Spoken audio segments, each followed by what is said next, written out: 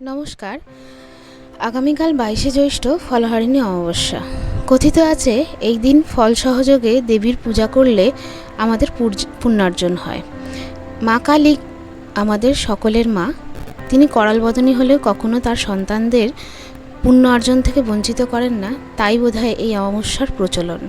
এই দিন ফলযোগে পূজা করলে আমাদের সকল পাপস্খলন হয় এবং পুণ্যার্জন হয়। এই পুজো প্রথম প্রচলিত হয় 1280 বঙ্গাব্দে 13 জ্যৈষ্ঠ ঠাকুর শ্রী রামকৃষ্ণ শ্রীমা সারদা দেবীকে সাক্ষাৎ ষোড়শী জ্ঞানে পূজা করেন। এটি পৃথিবীর আধ্যাত্মিক ইতিহাসে এক গভীর তাৎপর্যপূর্ণ ঘটনা। জগতের ইতিহাসে শ্রী রামকৃষ্ণের সাধনা যেমন তুলনাবিহীন, তেমনি আপামোর পৃথিবীবাসীর কাছে দাম্পত্যের এক যুগান্তকারী দৃষ্টিভঙ্গি রাখলেন তিনি। গৃহে রমণীর স্থান কোথায় এবং তাদের প্রকৃত স্বরূপ কী তা চেনালেন শ্রীরামকৃষ্ণ।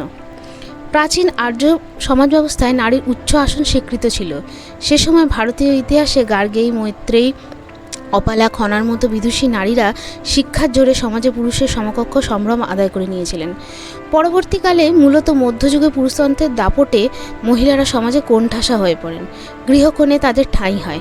আধুনিক ভারতীয় সমাজের এক অতি গুরুত্বপূর্ণ অধ্যায় ঘটেছিল একেবারে নিভৃত্তে, অতি অনাড়ম্বরে, যা পরবর্তীকালে সমাজ ব্যবস্থায় নারীর অবস্থানে গভীর রেখাপাত করে। শ্রীরামকৃষ্ণের ষোড়শী পুজোয় ভারতীয় সমাজের এক যুগান্তকারী ঘটনা। ঠাকুর শ্রী রামকৃষ্ণ দেবী সারদাকে পূজা করেন, তার সমস্ত সাধনার ফল অর্পণ করেছিলেন। আর এই ঘটনার মধ্যে গিয়ে নারী জাতির প্রতি সম্মান প্রদর্শনের যে উচ্চ আদর্শ তিনি গড়ে তুলেছিলেন, পরবর্তীকালে স্বামী বিবেকানন্দ তার কর্ম দিয়ে তারই ফলিত রূপ জগৎকে দেখালেন। নমস্কার। মা সকলের মঙ্গল করুক, সকলকে মা পুণ্যদান করুক।